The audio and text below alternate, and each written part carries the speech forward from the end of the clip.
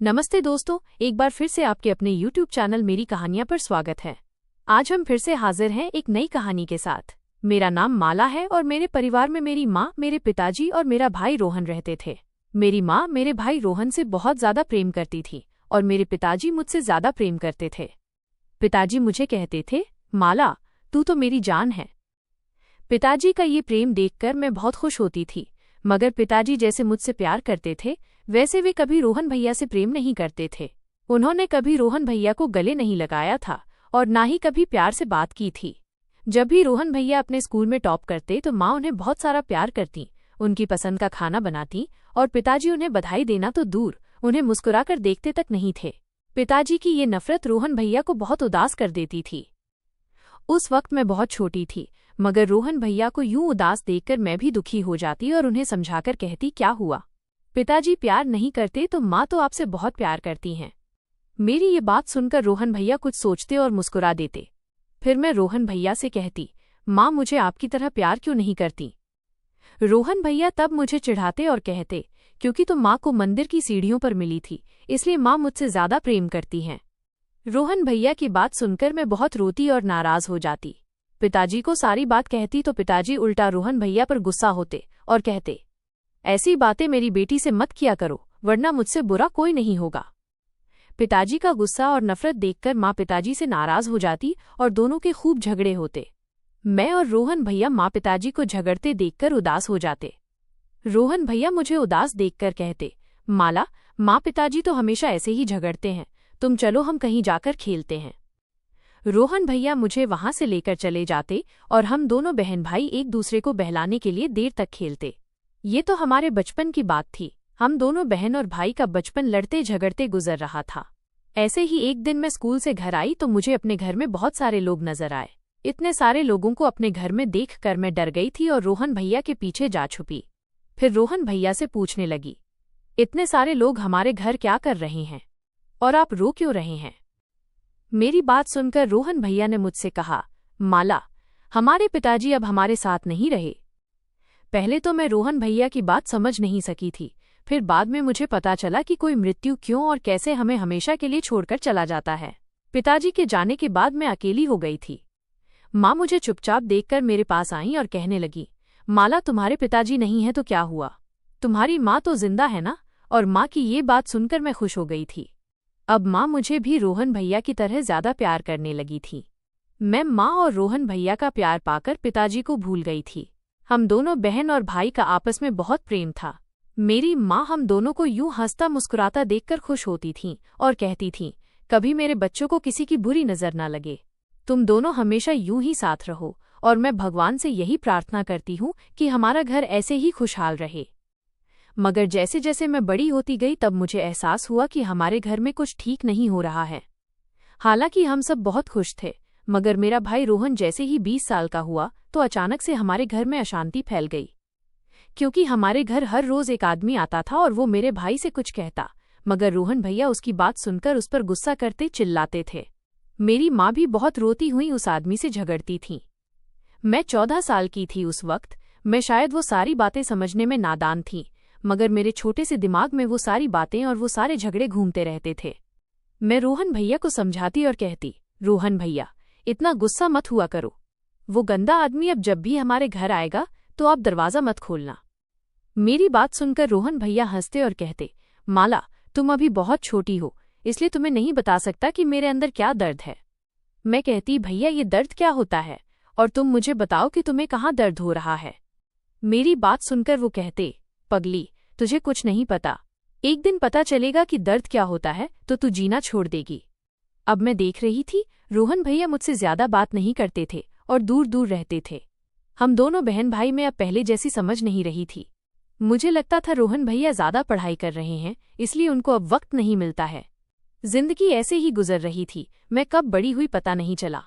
मैं 19 साल की होने वाली थी, तब से ही माँ की तबीयत बहुत खराब रहने लगी थी। माँ को इतना बीमार देखकर रोहन भैया बहुत परेशान हो गए थे। एक दिन वे माँ को अस्पताल ले गए थे। डॉक्टर ने ना जाने उनसे क्या कहा था, तब से वे और भी ज्यादा परेशान और उदास रहने लगे थे। मैं रोहन भैया से पूछती, आपको क्या हो गया है, आप पहले से भी ज्यादा खामोश रहने लगे हैं। तब रोहन भैया कहते, कुछ नहीं माला, पढ़ाई और माँ की बीमारी का टेंशन एक साथ आ गया है, इसलिए उदास हूँ। मैं ये सोचकर चुप हो जाती कि रोहन भैया की मेडिकल की पढ़ाई भी तो बहुत भारी है, वे परेशान नहीं होंगे तो क्या होंगे। रोहन भैया के कहने पर माँ के सारे काम अब मैंने सीख लिए थे, माइनस खाना बनाना, घर की सफाई करना। कभी कभी रोहन भैया भी काम करने में मेरी मदद कर दिया करते थे।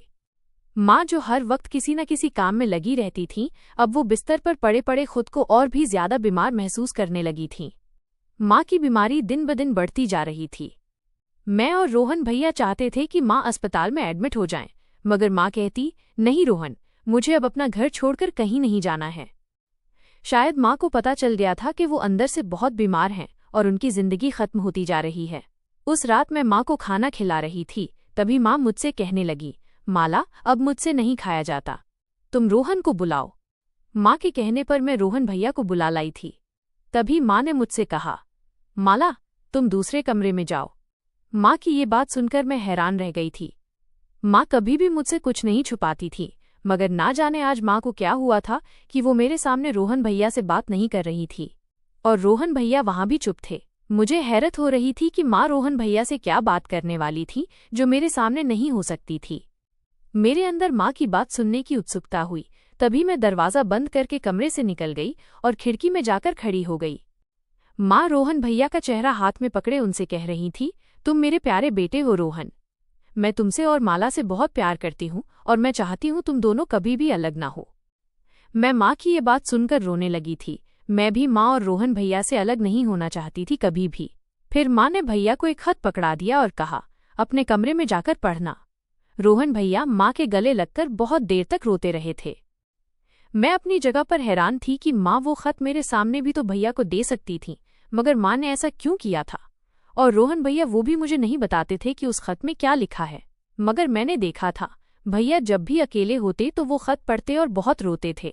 मुझे बहुत उत्सुकता थी कि उस खत में आखिर क्या है और रोहन भैया जो मुझसे हर बात शेयर करते हैं, वो उस खत में लिखी बात मुझसे क्यों छुपा रहे हैं। मेरी उत्सुकता के कारण मैंने एक दिन भैया से पूछ ही लिया, रोहन भैया, मैं जानती हूँ माँ ने उस रात आपको एक खत दिया था, मगर आप वो खत मुझे क्यों नहीं बताते, मुझे भी वो खत पढ़ना है। मेरी ये बात सुनकर रोहन भैया मुझे हैरत से देखने लगे, फिर कुछ सोचते हुए बोले, अभी सही वक्त नहीं है, मैं वो खत तुमको जरूर दूंगा, मगर सही वक्त आने पर। और रोहन भैया की ये बात सुनकर मैं खामोश हो गई थी। रोहन भैया अपनी जुबान के पक्के थे। उन्होंने जब कहा था वो सही वक्त पर खुद ही वो खत मुझे देंगे, तो मुझे अब उस सही वक्त का इंतजार करना था। एक दिन ऐसे ही मैं कॉलेज से घर आई तो माँ को बेहोश पड़ा देखा, चिल्लाने लगी। मेरे चिल्लाने पर रोहन भैया भी वहीं चले आए। रोहन भैया ने जैसे ही माँ को देखा तो मुझे गले से लगाकर कहने लगे, माला, माँ अब हमारे साथ नहीं रहीं, वो भगवान के पास चली गई हैं। मैं भैया की बात सुनकर माँ के मुरझाए हुए चेहरे को देखती रह गई।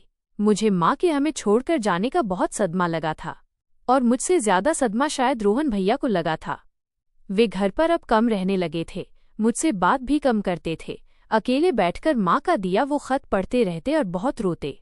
मैं जब उन्हें समझाती तो वे मुझे भी डांट देते।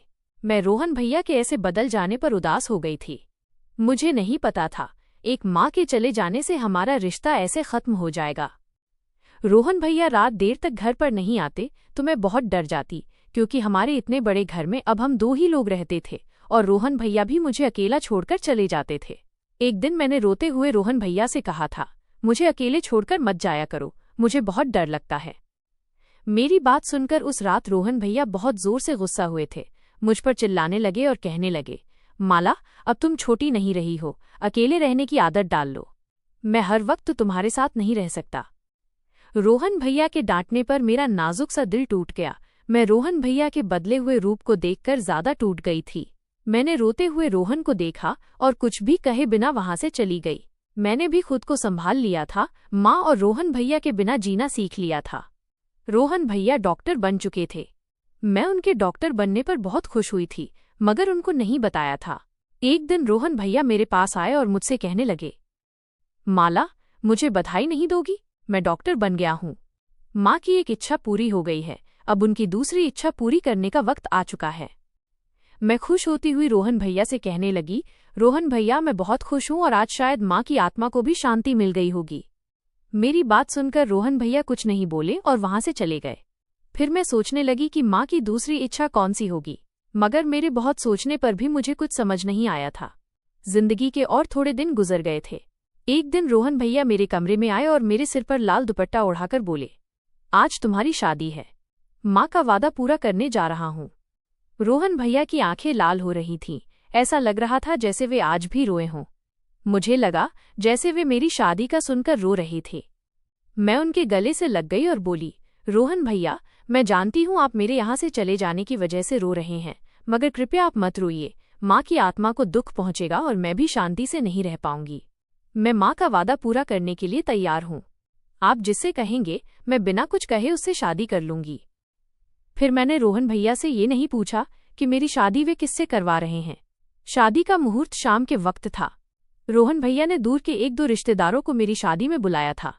मुझे मोहल्ले की लड़की ने आकर तैयार कर दिया था। फिर वही लड़की मुझे मंदिर ले गई थी। मेरे चेहरे पर घूंघट था, इसलिए मैंने अपने होने वाले पति को नहीं देखा था, मगर मुझे पता था कि रोहन भैया मेरे लिए किसी अच्छे लड़के को ही पसंद किए होंगे। फेरों के बाद 1-2 और रस्में हुईं, मगर उस वक्त भी मैं अपने पति का चेहरा नहीं देख पाई थी। मुझे उसका चेहरा देखने की उत्सुकता हो रही थी, मगर बहुत कोशिश के बाद भी मैं अपने पति का चेहरा नहीं देख पाई। मंदिर से मुझे अपने घर लाया गया था। मुझे लग रहा था भैया मुझे घर से विदा करने वाला है, मगर मैं हैरान हो गई जब मुझे भैया वाले कमरे में बिठा दिया। मुझे लग रहा था जैसे कोई मेरे साथ मजाक कर रहा हो। मैं अभी रोहन भैया के पास जा रही थी, तभी कमरे का दरवाज़ा खोलकर रोहन भैया अंदर आए थे। जैसे ही रोहन भैया कमरे में आए तो मैं उन्हें अपने सामने देखकर हैरान रह गई और कहने लगी, रोहन भैया, मैं आपके पास ही आ रही थी। मेरी बात सुनकर रोहन भैया मुझसे रूखे अंदाज में पूछने लगे, क्यों? क्या हुआ? तुम क्यों मुझसे मिलना चाहती थी? तब मैंने उनसे कहा कि मेरा पति कहाँ है और मुझे आपके कमरे में क्यों लाए हैं। मेरी बात सुनकर रोहन भैया का सिर झुक गया। वे शायद अपने आंसू पोंछना चाह रहे थे। मैं कहने लगी, रोहन भैया, क्या हुआ? आपकी आंखें क्यों भीग रही हैं? क्या मैं इस घर से विदा होकर जा रही हूँ, इसलिए आप उदास हैं और मुझसे नाराज हैं क्या? मेरी बात सुनकर वे मुझसे कहने लगे, माला, मुझे नहीं पता है, जो कुछ मैं कहूँगा वो शायद तुम्हें झटका भी दे सकता है, मगर सच ये है कि ये सब कुछ जो हुआ है वो माँ की आखिरी इच्छा थी। ये समझ लो, आज तुमने जो किया वो माँ की आत्मा को शांति पहुँचाने के लिए किया है। माँ का नाम सुनकर मैं दुखी हो गई। मुझे इतना तो पता था कि माँ को मेरी शादी की बहुत इच्छा थी। माँ चाहती थी कि रोहन भैया की पढ़ाई के बाद मेरी शादी हो जाए, और मैंने आज अपनी माँ की इच्छा भी पूरी कर दी थी। शायद माँ की आत्मा को आज शांति मिलने वाली थी, मगर मुझे नहीं पता था कि रोहन भैया जो कुछ कहेंगे उसके बाद मेरी आत्मा अशांत हो जाएगी।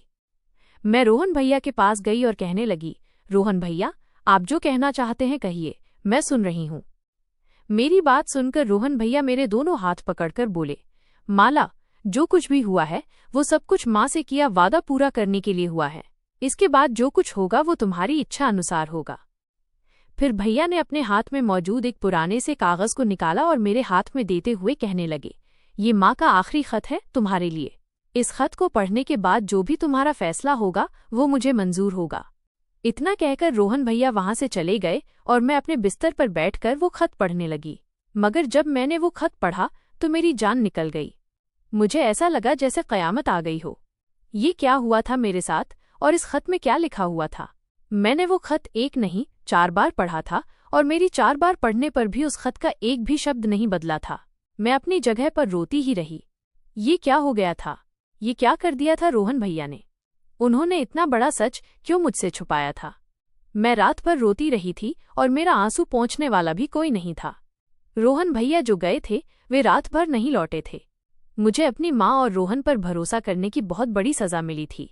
मैं अब पहले से बहुत ज्यादा बदल गई थी, गुमसुम सी रहने लगी थी और हर रोज वो खत पढ़ती थी जो माँ ने लिखा था।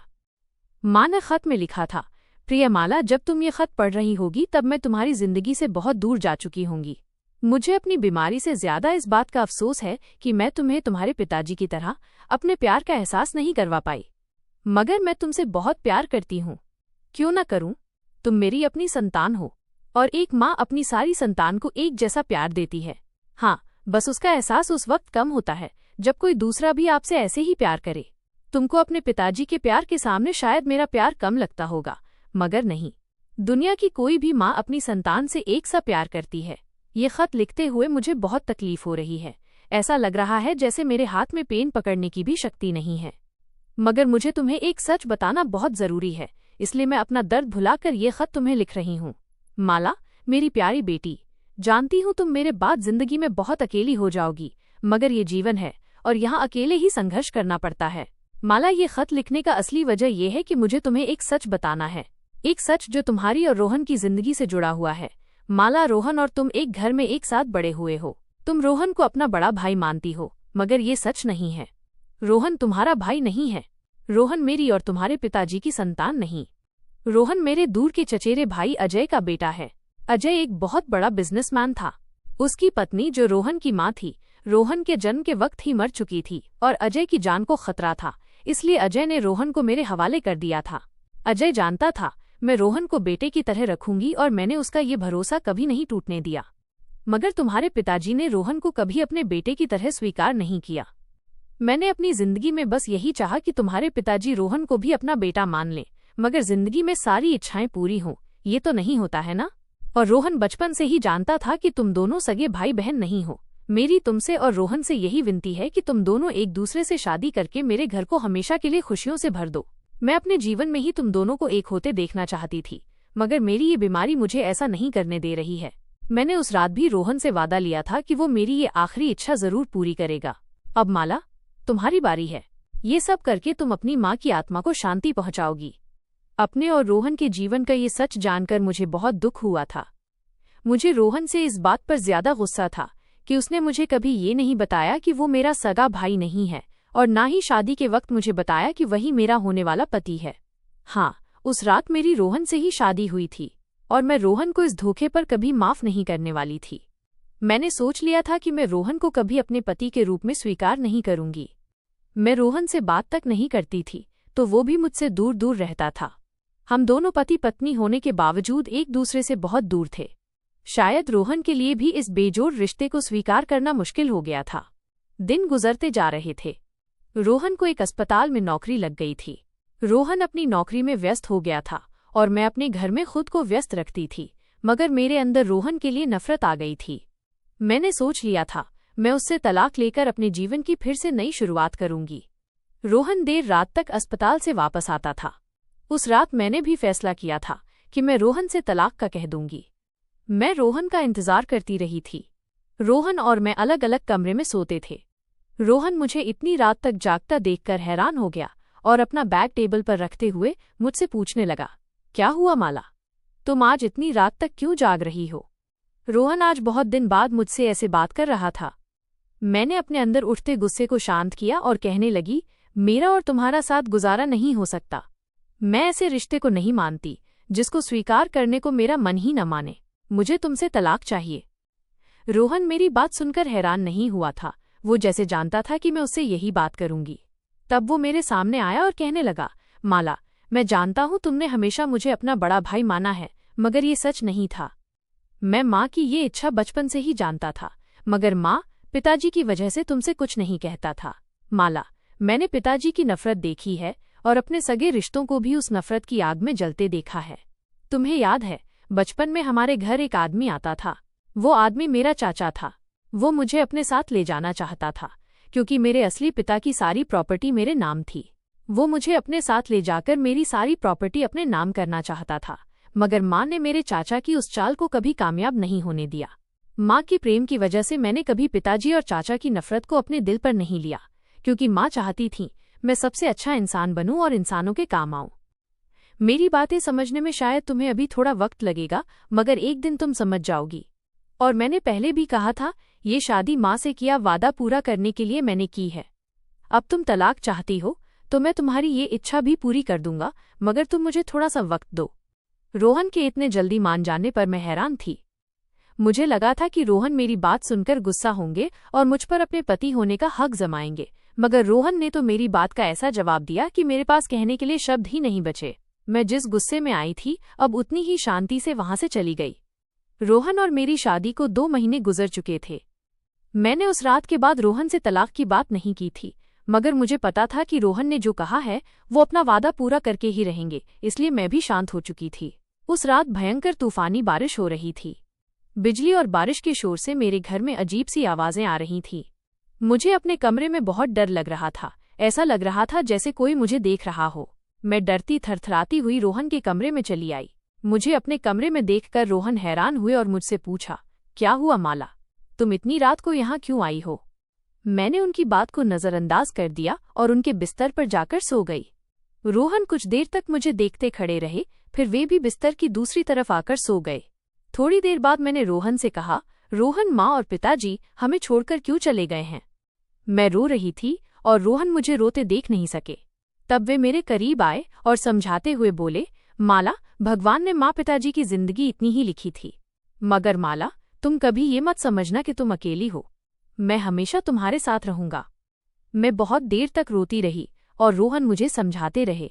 उसी रात रोहन ने मुझे बताया था कि माँ को कैंसर हुआ था और माँ ने अपनी इतनी बड़ी बीमारी की बात भी मुझसे छुपाई थी। माँ अपने आखिरी वक्त में इतनी तकलीफ में थीं और मुझे पता भी नहीं चला था।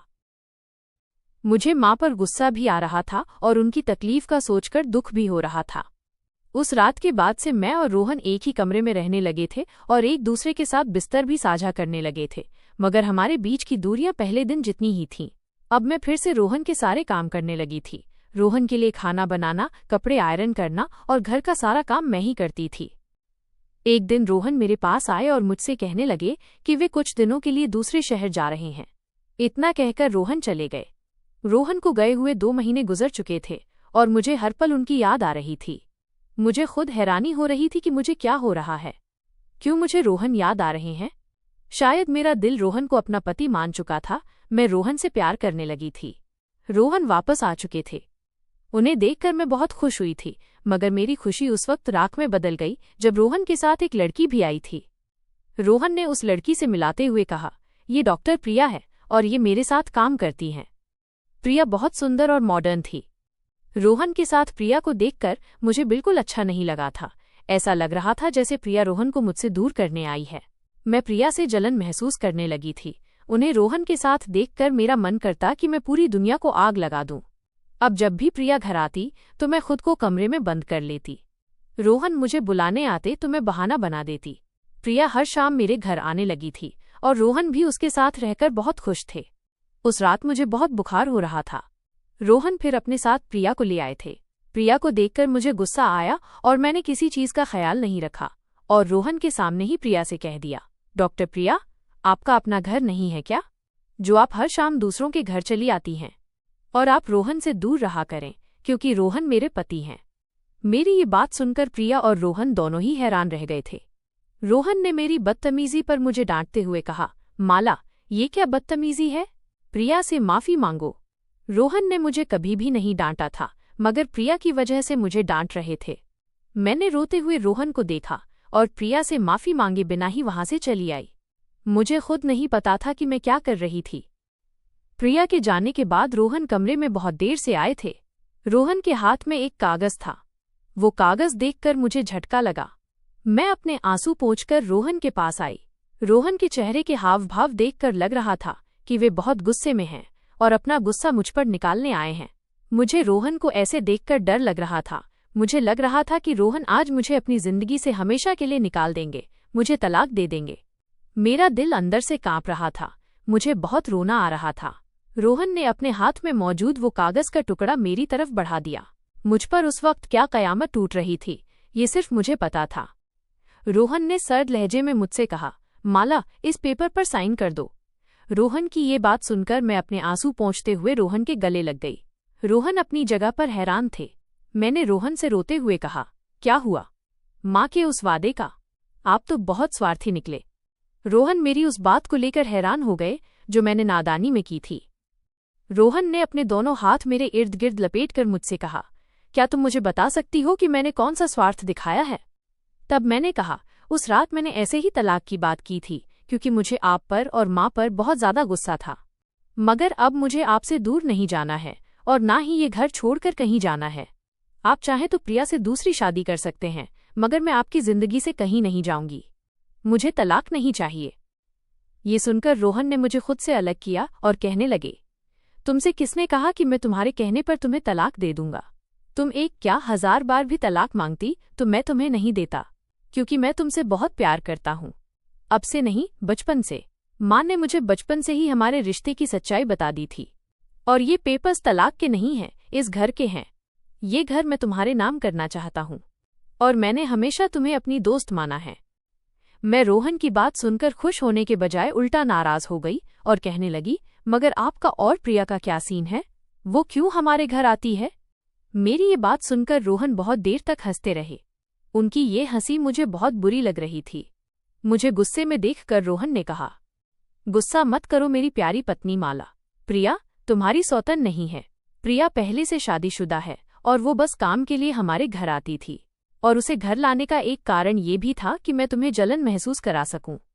रोहन की ये बात सुनकर मैं उन पर और नाराज हो गई। रोहन मुझे ऐसे मना रहे थे जैसे कोई रूठे बच्चे को मनाता है। रोहन की सारी बातें सुनकर मेरे अंदर शांति आ गई थी। रोहन तो बचपन से मेरे थे, फिर मैं क्यों उन्हें छोड़कर भगवान के इस फैसले को मिटा देती। जिंदगी के 3 साल गुजर चुके थे। मेरा और रोहन का घर बहुत खुशहाल था। हमारा एक बेटा था जिसने हमारे जीवन को और सुंदर बना दिया था। दोस्तों, वीडियो कैसा लगा कमेंट करके जरूर बताएं। वीडियो को लाइक और चैनल को सब्सक्राइब जरूर करें।